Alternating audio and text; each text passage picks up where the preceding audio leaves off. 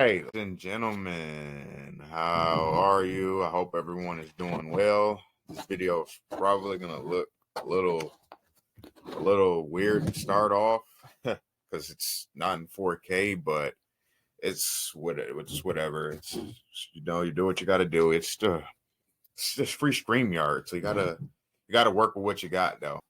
Here we are, though, the first episode of Detroit Sports Buzz. This is powered by StreamYard. Thankful for the service and hope you enjoyed the little music. I'm going to try to play something in the background. I hope to have an intro by next episode. Work with me. Like I said, we're just getting along here. Like I said, we're very, very new into this process. So we're going to try our best. And also, I'm going to work to get the camera better too. So work with me.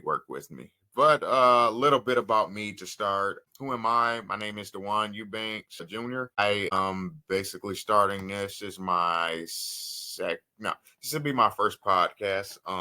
I don't know if you've seen me around my friends. You know them by Loki Sports Crew. They started the thing. You can also check out my I'm going to give a shout out to my friend Rob and what's his name? I'm so bad with names. Like they just started theirs too. So make sure you go check those guys out too. Phenomenal start to their podcast. I'm so happy for them and happy that they could get that done. Like I said, this thing is hard, so it takes a lot of work and people don't understand. Jack. His name is Jack. So Jack and Rob's podcast. So R&J. So go check that out. Very good.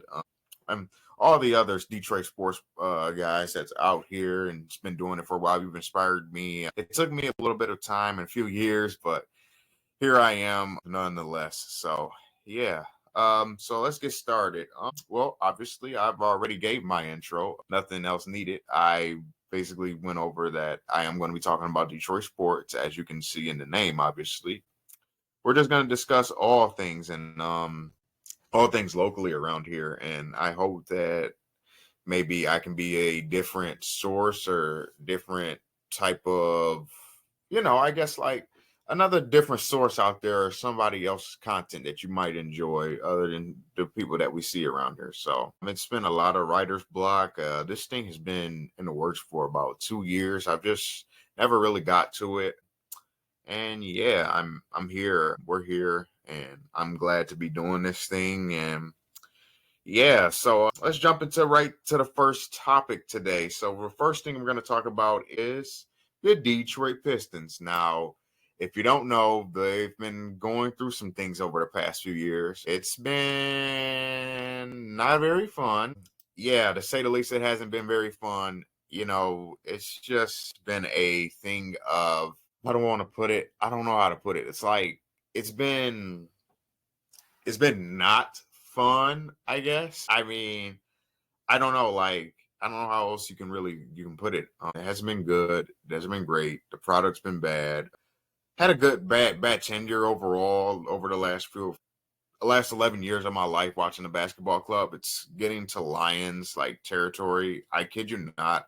I could show you like right now that I'm not joking that our record. Yes, our owner, excuse me, has a record since he bought the team in 2011. His name is Tom Gores, by the way, if you don't know him. It's pretty impossible. We went through a 28 game losing streak for crying out loud. What the hell? Don't know if I can cuss yet or not, but I just said what the hell, so let's calm down. Yeah, so I'm gonna actually show you now. Like, I'm not joking that this dude is like 300 and like 600 since he's taken over the team. Let's see if I can share my screen. Yeah, I don't know if it's gonna let me. I got it. Okay. All right, cool. So I'm gonna show you actually, like, I'm not even joking. Like, it's so bad. Okay. Hold on. This is just my window computer. It's like my backup computer. Okay. Okay. Yes, he is. Yes, he is Israel. Yes, he is Jewish. I don't know. It's out there though. I thought it would just show me the record. Yeah, it's just showing me like stuff about him, but yeah, it's whatever.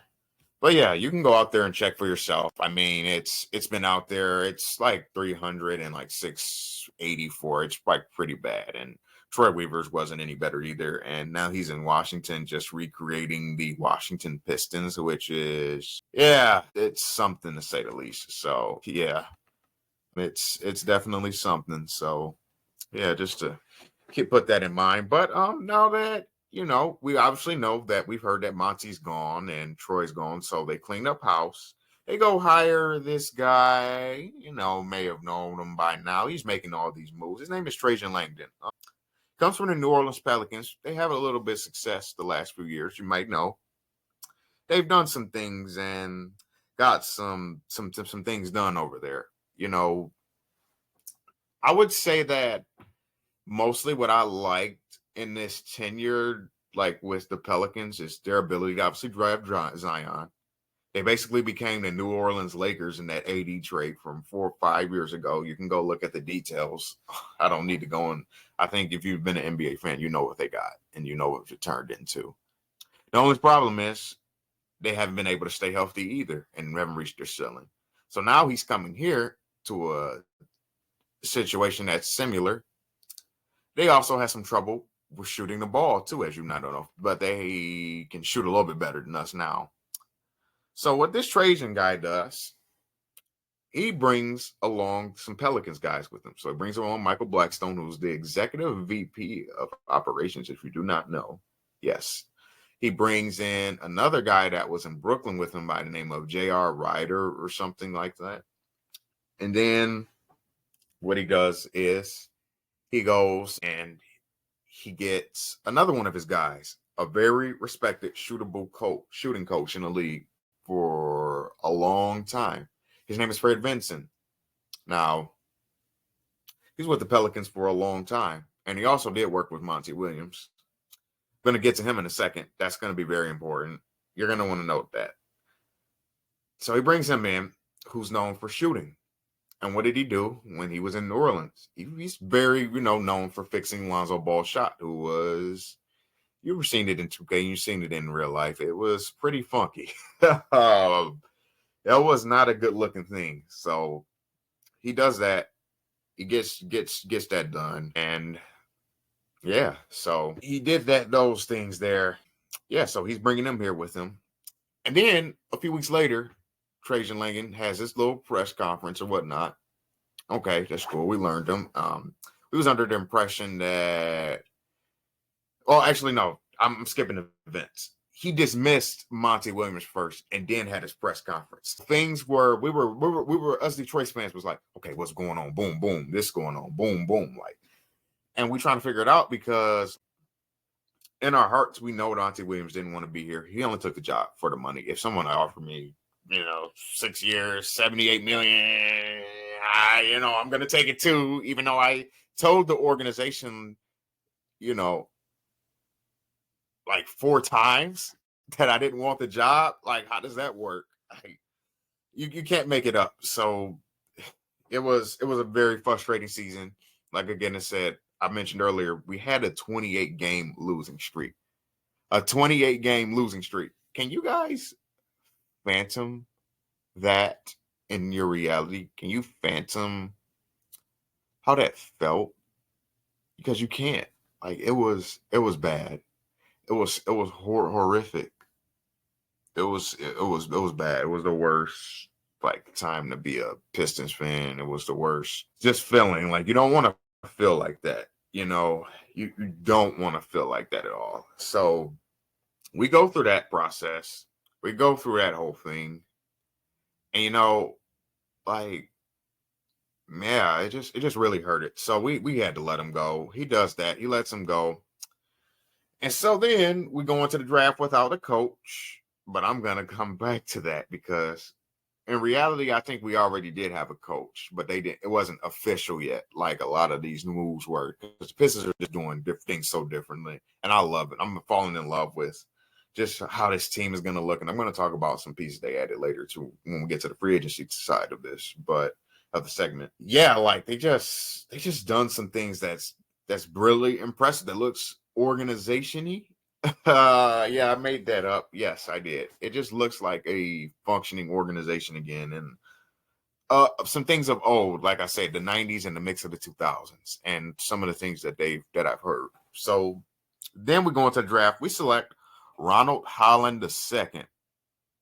Now, I'm recording this on a Saturday, so if you are interested, I'm sorry, I'm going off topic, but you can watch the draft picks that we selected and what I'm about to highlight and talk about. You can watch them today at 7 p.m. They play on ESPN2 against the Philadelphia 76ers against Jared McCain, who's it was a little out there, but I'll say the least. But he should be I think he's going to actually he can really shoot the ball, though, minus the criticisms that he get. Rightfully so. He does some things that's out there. I'm not going to talk about it. You know him. So it is what it is with that. So, yeah. But anyway, so he selects Ronald Holland II. What's his problem? He does everything that you want in a prospect. He has a high motor, Asar Thompson, last year. He has great athleticism, Asar Thompson, last year. And Jaden Ivey, too. This is just things was lining with Jaden Ivey. Can play like a little bit, but the difference between him and Asar is I think this guy is going to be actually a better scorer than Asar Thompson. Asar Thompson's more like in the realm of his brother, who's like those guys they're not going to be good scorers for like who the teams they're on, especially a man on the Rockets. Like they don't need him to score. They need him to just be like the point guard of the future. More like I think he's going to probably be like the small forward because now Reed Shepard was killing Summer League yesterday and looks like he can already make and play defense. So I think Fred VanVleet's going to be taking him under his wing because he's like, I don't want to go there yet, but I think, like I said, I just love that pick too. And I'm going to talk about that in my draft picks in a few seconds that I liked in this draft. And boy, he might be better than the first two picks, but I'll get to that in a second. But let me stay on topic here because we have short time today. This is not going to be a long episode. So yeah. So what does he do? So I talked about the high motor that Ron Holland has. I talk about the athleticism that Ron Holland has. I talk about the sort of playmaking and scoring ability that he has in the mid-range and in the paint, where most of his points are going to probably come in his rookie the first 2 years. And, I assume he's going to probably obviously be working with Fred Benson a lot, who's probably already in Summer League with the team as well, along with we just hired Luke Walton as well. So that's another good hire. I'm talking about, again, the coaching later as well. So, yeah, so he's probably working with Fred Benson, got to work on that jump shot. That's the thing. And what's the common thing of all our picks? They can't shoot besides Sadiq Bey, who's not even on the team anymore and is a wizard with Troy Reaver. Wow. God, that's just wow. Yeah, so we've taken all these guys over the past few years who cannot shoot the basketball. But we hear the common theme. They have everything else. But you know what's common in the last 3 years? Everyone talks about on that ESPN draft show. If they get a jump shot. Why do we keep taking people with a jump shot? Well, let me tell you about Ron Holland. So if you know, this class wasn't very strong. The prize next year is Cooper Flagg. So Cooper Flagg is in the 2025 draft class, not the 2024 draft class. So he reclassified because of sort of that reason, because he knows that it's going to be deep next year. Also, he's a very sought out talent. He's talented overall, and he's already ready. He's going to be ready for the league. He was just killing it in the USA like scrimmage thing. So yeah, he's legit. He's good. So it's gonna be the capture the flag sweepstakes next year. That's my favorite one so far. I like how all these when everyone's tanking for like obviously trying to tank like the Spurs did for like Victor Wembanyama, like brick for Vic. Then what was it like? I don't know what it was for Cade, but we obviously won that one. So I don't know. Yeah, I don't know. It's probably not appropriate for YouTube or this show. So I'm not gonna say what I want to say. But yeah, I'll just keep it at that. I think you kind of know where I was going with that. But yeah, so Ron Holland actually in this draft, the start of the G League season last year, they had a bad record last year, though. But before the season, Ron Holland was considered to be the number one pick in this draft class. It wasn't Alex Sarr, it wasn't Zachary Researcher, who ended up 1-1 and 2 respectively. So yeah. So about that. G League and Knights suck. I don't know how else to be nice about it or sugarcoat it, but they were pretty bad. Oh, they just weren't a good team. So overall, yeah, they just ended up being bad. So, and then he couldn't shoot, and then their development just that program just didn't work out. They were kind of not successful, but successful in getting their and getting lottery picks. That worked out. That was the whole purpose of it. But I think they've came in though the prospects that's been coming in hasn't been undeveloped, and that's another reason why that led to their shutdown. Because Kaminga, Jalen Green, remember they came into the league, they weren't very good, but now they finished. They just had two incredible third seasons in the league, by the way. So they should be good. So that's probably what I expect, a similar thing. And that's ironic because now Ron Holland just switched his number because we signed Malik Beasley. So he's 00. So he's probably going to be another Kaminga, just like he wore 00. So who knows how that works out.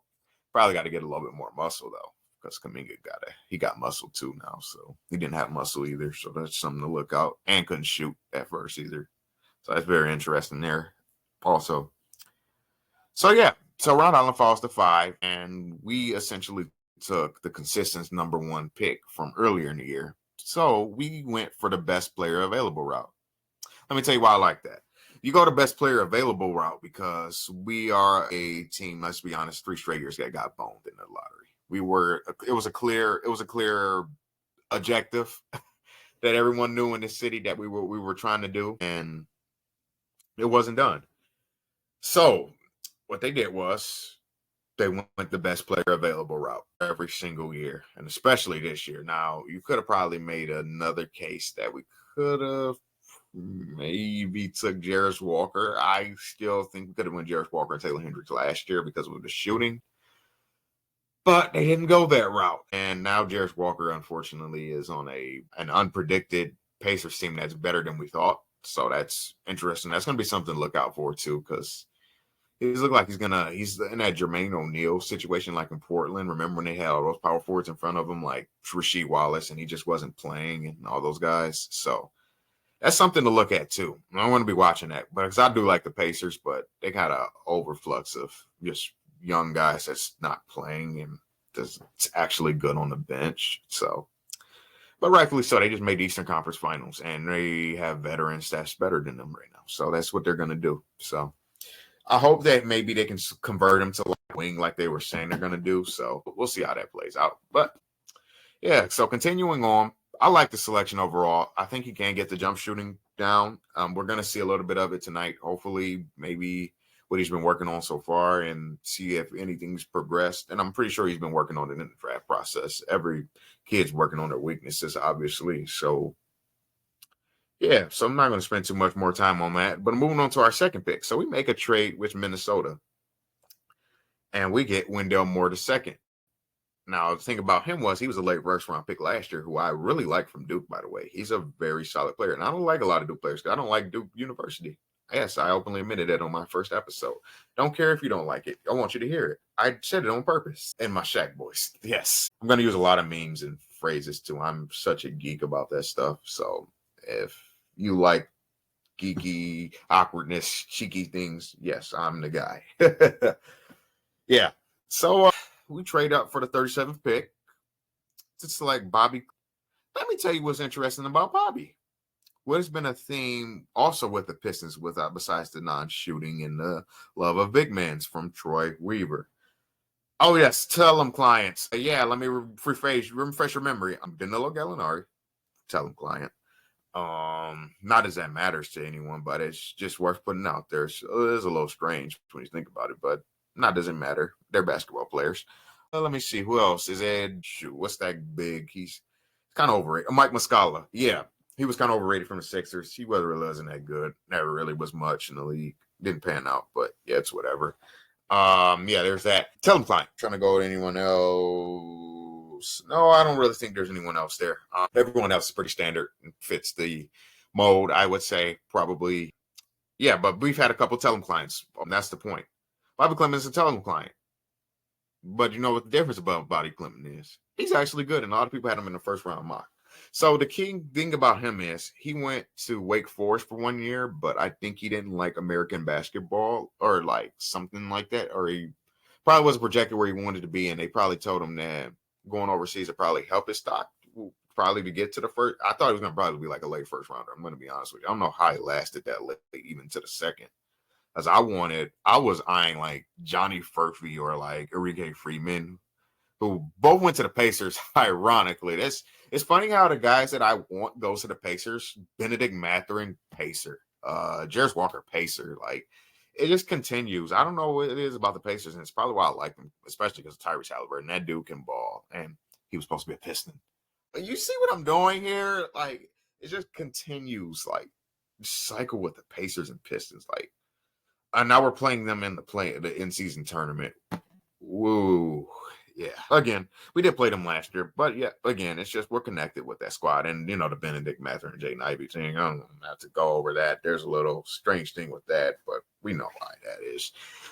But, yes, so we have Bobby Clement and Wendell Moore. Bobby Clement, though, is a stretch four. What do we need?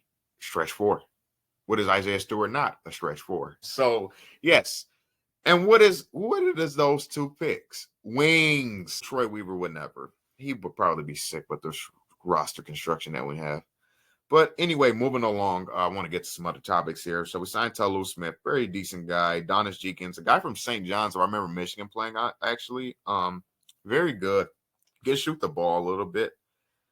So, yeah, there's that. So, I'm going to be looking forward to them. I like what Trajan is doing so far. And like I said, I'm going to get into the coaching hire later because that's down the line. So, just bear with me. Stay patient on the show. Okay, so moving on to our next topic, we're going to talk about draft picks that I like. So, I'm not really going to explain as much because, like I said, we don't really have as much time today for this, unfortunately.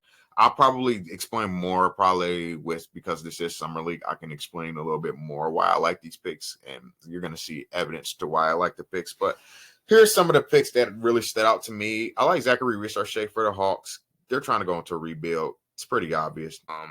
Very, very good for them, and going to talk to you about them a little later. Reed Shepherd to the Rockets. Great shooter, best shooter in the class. Ime Udoka stamped pick. Very Spurs-like player. They have a theme. They're trying to replicate what they do. It's no explanation needed. Rob Dillingham, he's got a trade from the Spurs. The Timberwolves traded up. Easily won this draft. One of the winners in this draft. Getting Rob Dillingham. Point guard replacement for Mike Conley. Too obvious. Too good. Montez Bazelis, he goes home to the Chicago Bulls. He was a Telem client as well. So we did escape one, but we didn't escape the other. The thing I like about getting Bobby is, though, he can shoot already. So that's probably why I'm going to allow it this once. But Bazelis goes home, probably a better fit. They're going to they're rebuild too. They just never worked out. I hope that he does work out. I think he does have some potential, though. Obviously, he just can't shoot, and I don't think he fit our team and where we at schematically. So I think Trajan thought the same as well. And it's very interesting because I thought he wasn't interested in G League products, and then he takes a G League products. I thought we were going to get Tyler Smith too, but hey, I'll take Bobby Clement because I figured Tyler Smith wasn't going to drop to 37. So hey, it is what it is. Khalil Ware to the Miami Heat. As you may know, my other team besides okay, so you have to. I know people are going to say, "Oh, isn't the Miami Heat?" No, there's no rival with the Miami Heat and Detroit Pistons. The only rivalries that I consider with the Detroit Pistons are anybody that's in Central Division or anybody that's in Boston. Boston Pistons, they have a deep hatred for each other. I still should. I don't like the Celtics. Neither should you. I was gross when they won the championship, obviously. But I'm glad we at least was able to challenge them in the playoffs. We were one of the teams that could, along with the Cavs and along with the Mavericks. So, yeah, shout out to that. Wizards overall draft. I like Sarr. I actually think he's better than a lot of people think. I saw some good things yesterday, actually, when his first game. So actually a little bit better than Richard. I know Richard had the better scoring game, but Sarr has the defensive impact, and I'm more of a defensive guy, and that's how I played when I was a player. So I can appreciate that a little bit more. George didn't really do much, but I like him, though, coming out of college, too, out of Miami. They weren't very good this year, unfortunately, so we didn't really get to see him in the postseason. Yeah. Also, Bub Carrington, Pittsburgh, they weren't very good. They've been kind of struggling. They even hired like the Duke coach, I think, or something like that. He was like hired because I guess they thought that he was going to be like I don't know, I guess like the guy that, I don't know. It's just weird. But yeah, DMV product. I love DMV kids. I think Keyshawn George is also from DMV. I'm not sure. You can Put it in the comments if you think so. The Suns prospects, Dunn and Oso Ighodaro, two good defensive studs. Their problem is why they drafted. They can't shoot, but the Suns probably can develop that, and that can come over time. Those are Coach Bud's picks all over it. You know he's going to go for defense. Do you know what Coach Bud is? He's going to give up the three. So that's how he wants you to beat them on the three. He wants you to be lanky. If you're long, pause. No Diddy. If you have length, you've seen the Bucks, you've seen the Atlanta Hawks. No explanation needed with those picks. Anyway, Dalton Connect with the Lakers. Yes, I like that pick. He's obviously going to get overshadowed by Bronny James, rightfully so. It's because he's not LeBron's kid, but yes, we all know Dalton Connect's going to be the guy that's going to last, right? I don't even need to explain that even further. Yeah, he's really good. He really went to Tennessee to focus more on his defense. That's coming along. I've seen it in a little bit in the California Classic and some so far in Vegas yesterday, even though they didn't really perform too well as a team yesterday. But yeah, that's coming along there. But I like Tristan De Silva also to the Magic. That was another good pick. That was one of my final likes, and I had more, but I just kept it short and sweet. But yeah, pretty good. Already developed there, and yeah, I really, really think that he has some things. He got an all-around game, and I actually think he's better than Cody Williams, to be honest. I know Cody Williams is the guy that's going to get the love and respect because obviously he's, who his brother is. It's Jalen, J-Dub. So, yeah. But he was the more ready NBA prospect. I think Cody's going to need some time in the Salt Lake City Stars or something because he's not really ready yet, but he's a volume shooter. But who knows? The Jazz, I don't know what their direction is, but maybe he probably just plays and gets experience like I'm thinking since he was a high pick. So they're probably going to give him chances earlier. I also want to sneak into how they were able to get Isaiah Collier. I don't know how this guy, the guy who runs the Jazz, I don't know how that guy just keeps getting away with it. He just keeps getting away with getting all these draft picks. Like, he gets Isaiah Collier, the guy that was considered the best point guard in his class. When Stephon Castle went. Oh, yeah, that was another one. Castle went to the Spurs. He wasn't even supposed to go that early. And he ends up going to the Jazz late at 29. So the Jazz had another phenomenal draft. Just doing Jazz things. But anyway, some things I didn't like. AJ Johnson and Tyler Smith to the Bucks. I thought they were going to go a little bit older in the prospects. Not going to lie. Now, I don't like this like Tyler Smith as the player. I just didn't think that was a good situation. And I don't think he's going to really move the needle. But what that pick tells me is Brook Lopez time is up. That's why I could like it though eventually, because I don't know if he's going to eventually, like Brook is going to pass the baton or he's going to retire after this year or something. So that could turn into but AJ Johnson that was just a big reach. Don't understand it. And it's a reason why I actually was told from people that should be glad that we didn't get their GM because he can't draft and he also keeps signing Giannis' brother for some reason. So yeah, don't need that. Don't need nepotism in the locker room. We need to win the games. I'm happy with Trajan Langdon. So even if he was a Tell-Him client, so what? Who cares? We look like a good organization for once in my lifetime, so I'll take that. Going on to the Blazers, Donovan Clingan. Okay, that's another one. Okay, hold on a second. I'm going to get a drink here. So about that one. Yeah, not really ideal. Yeah, I guess I can understand it if he's going to be replacing DeAndre Ayton, which I assume, you just can't. I can't see what that made sense. I thought they'd probably go another wing, but now if he's gonna be stepping in for Ayton, that can turn into more But I just don't see how that really helps them right now. I don't think that was really what they needed. It was a very, very questionable pick there, to say the least. I want to cling it more on the Grizzlies, but hey.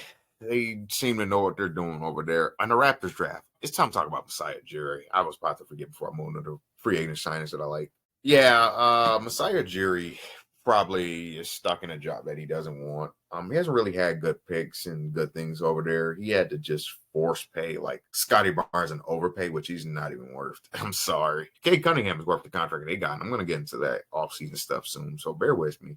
But yeah, they took yeah, they took guys that's not really going to help them either. I mean, they got a overflux of guards now. Like they got Emmanuel quickly there. They got Grady, you know what?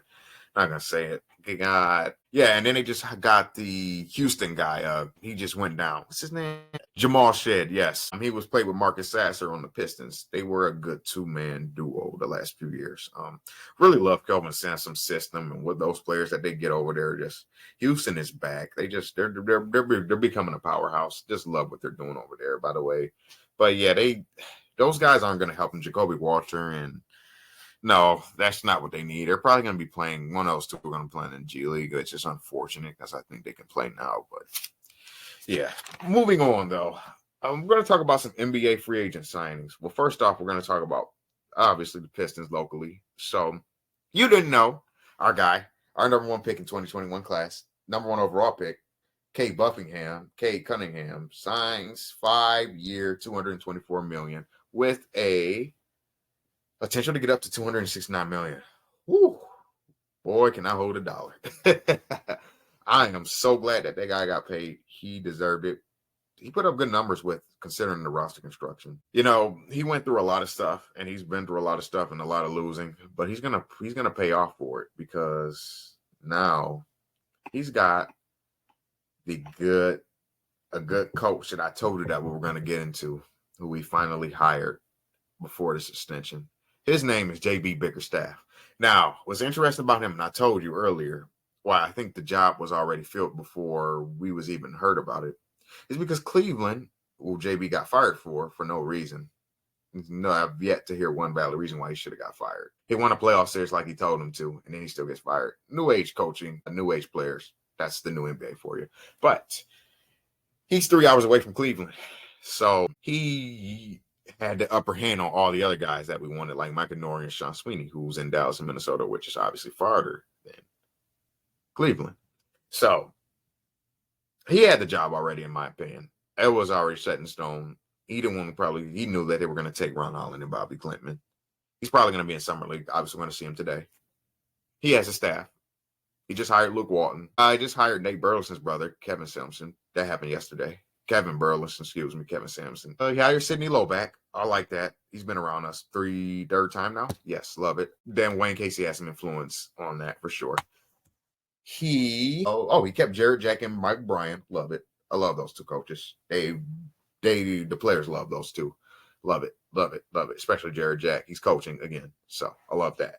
Yeah, that's about it though. We have a good balance of staff. We don't know their role yet, but I'm assuming they're going to be assistant coaches too. So yeah, and Luke Walton is, by the way, is the lead assistant. So I'm happy to have him. Good shooting. Another good shooting coach to have with Fred Vinson, by the way. He was a good shooter and good mind, according to the late, rest in peace, Kobe Bryant. So yes.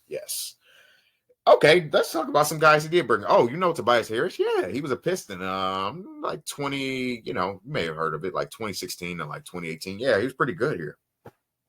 Wasn't so great in Philadelphia. Tobias Harris over me. Yes, we heard it. Jimmy Butler, thank you. But he gets a 2-year, $52 million deal with an option next year. So really, this is a 1-and-1 deal. So we can get out of that contract. We're just taking on bad contracts. We're going the Houston Rockets route, and we're going to have that path. Remember how the Houston Rockets, how they started slow last year? Actually, no, they actually played pretty good earlier. So the Pistons have the chance to do that too. But they became a defensive team, which Jay Bickerstaff is also a defensive coach, like Ime Udoka. Similarities there. You get what I'm saying? He goes out, gets another shooter, Malik Beasley. What does he do? He goes out. Trajan Langdon now. He goes out. He gets Quentin Grimes out of here for Tim Hardaway, a bad contract, like he promised in his press conference, what he's going to do, because he knows no one's coming to Detroit besides Tobias Harris. That's a big signing to us. In Detroit, we don't really get the big free agent signings. So Tobias Harris is like our big free agent guy. Okay. Simone Fontecchio, he signs 2-year, $16 million deal. Another big Detroit signing. James Wiseman is let go, thank God. He was not very good. James Wiseman didn't fit here. He wasn't splitting have been traded for Saddiq Bey. Probably glad though that we did got off Saddiq though when we did though, because he's just too inconsistent. But we traded him for the wrong player. I would understand trading for someone else, but yeah, he's too inconsistent and he doesn't work enough. It's kind of ironic though, like why Troy Weaver though brought him back in Washington. Though if he thought those things in him, but it's whatever. They live in DMV. They're from the DMV area, so that's probably have more to factor into it. So yeah, who cares? Paul Reed sign off waivers. Whoa, that one caught me off guard when that happened.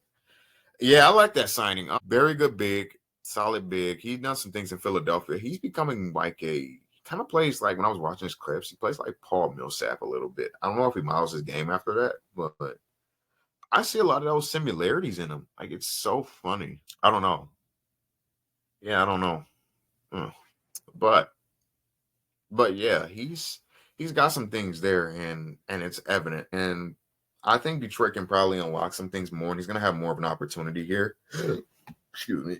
He's gonna have more of an opportunity here that he did in Philly. So yeah, we're gonna be interested to watch that. So I think he's gonna be good. But going back to James Wiseman before I close into the other free agent signings and get into the other things, but wrap off the show.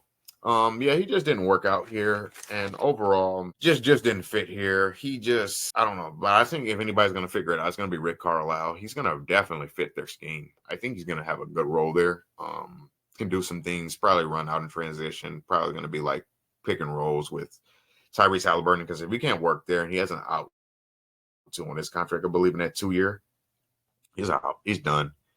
He's done. So if you can't figure it out there for an offensive team that requires no defense, which we're trying to go away from that, we want to be an all-around team, you're not going to work. And he didn't work. So, yeah. Moving on, though, I'm going to go through the free agent notables here. So just going to go through it real quick, kind of explain some things I like. So DJ Murray goes to the New Orleans Pelicans for Lakers 2027 pick. Larry Nance Jr., Dyson Daniels, and EJ Liddell to the Hawks. Solid. We'll see. JT gets extended, and Derek White, we knew that was going to happen. Whatever. Obi Toppin stays. It's whatever. We know that was going to happen. PG to Philly. Could be big for them. Talked about it on the show. I got go check out phenomenal podcast, by the way. Just to listen to it work or listen to it on the road or Apple CarPlay or anything. Just go listen to it. But podcast P, and I love Jackie Long. That brother can act. I love The Shy. I love them in the ATL. So he's a good actor. Played in some classics too. So yeah, there's that. CP3 to Alamo City, Lob Alamo City next year, I should say, for obvious reasons. K Love returns. Yeah, he's the new Udonis Haslam. Okay, what the fuck? Like, yeah, so there's that. Yeah, KCP to Orlando. Yes, very good. 3 and D. They need the 3. They have the D, pause. They have the defense. So, yes. Marshall to Dallas. Yes, sign me up. They have defense. Derrick Jones Jr. essentially replaces the replacement for him. So he goes to LA Clippers. He replaces Paul George. So it's a vortex there. Very interesting. Jalen Smith to Chirac Chicago Bulls. Yes, they're trying to just go all in on the rebuild and the tank. Kenny Beecham and guys like us, also Rusty Buckets, they're saved. They're saved out there. So shout out to them and shout out to that fan base. I hope they get what they're looking for in their rebuild. So Maxey gets extended. Okay, we knew that was going to happen. OG return. Oh, here's the other one. The Nova Knicks are completed, guys. They have Mikal Bridges. Yeah, you've seen the big trade. Not going to explain it. I feel bad for Nets fans, though, but capture the flag because you got Bogey Bogdanovic. So get ready for tank shots between Cam Thomas and Bojan Bogdanovic. I hope you have fun. Isaiah Hartenstein leaves to OKC, unfortunately, which kind of sucks, but it's whatever. Because Jalen Brunson, if you didn't just see, this is actually not in my notes. I'm just talking off the neck. Actually, so ironic. I'm glad I got this before I recorded this episode. He takes a pay cut for a 5-year, $169 million. But I just seen today that potential contract has a potential to be $469 million. So that's $82 million per year in when he's 30 years old. In year 10. Yeah. I mean, well, I think he is like already close to 30, but yeah, year 10. Yeah, prices. So that contract looks like it was a bigger chess move, which I thought, but yeah, it's whatever. DeMar to Sacramento Kings, yes, they had to make a big move.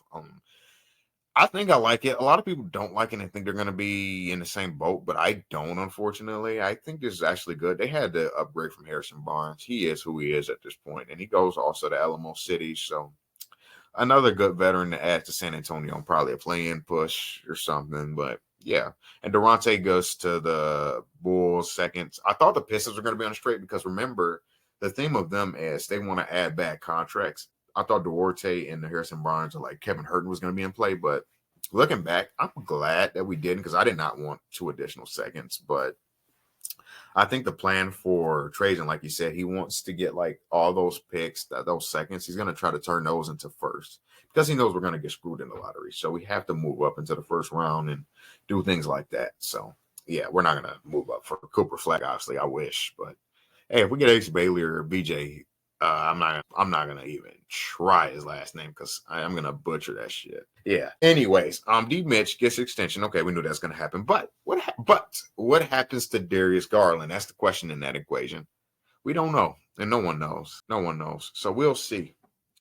Franz Wagner gets paid. Both of the Wagners gets paid. Yes, the Wagner Brothers is back. The German connection is getting stronger because Tristan da Silva, like I mentioned earlier, is on his way too. So that's going to be an interesting Germany team in a few years. And they're already interested in this tournament. So it's more interesting there. So that got some German connections there.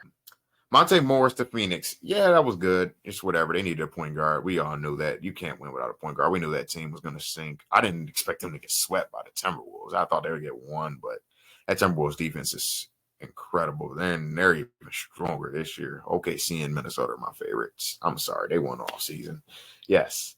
Haywood Highsmith back to the Heat. Good solid signing. 1 year, like $6 million. I think it's like 2 year, like $11 million deal. Typical Heat signing. So yeah, he knew he wasn't going to go anywhere else and be good. And I don't project that for Caleb Martin either. That shit's in my meh because it could actually get offered more money to stay, which is funny. Everybody who leaves the Heat always gets more money to stay than where they go. And I guess they want more opportunity, which, okay, it's whatever. Oubre stays, love it. Don't need to explain it. Big Nick Nurse guy, he loves the defensive wings and the length and all, Got a couple of mess on here. The Clippers, what are they doing with those signings? Kai Jones and KPJ, and you're talking about still contending? No way. They're going to be like a French playoff team at best. KPJ shouldn't even be in the league. I'm not going to get into that because that's legal reasons. I'm probably going to get demonetized for that stuff. So, yeah, I'm not going to go there.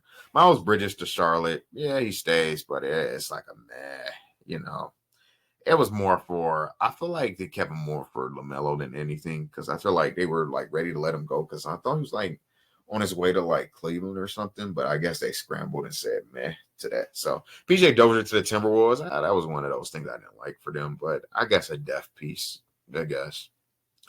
Drew Smith stays with the Heat. As I mentioned, I am a Heat fan, so that's my second team.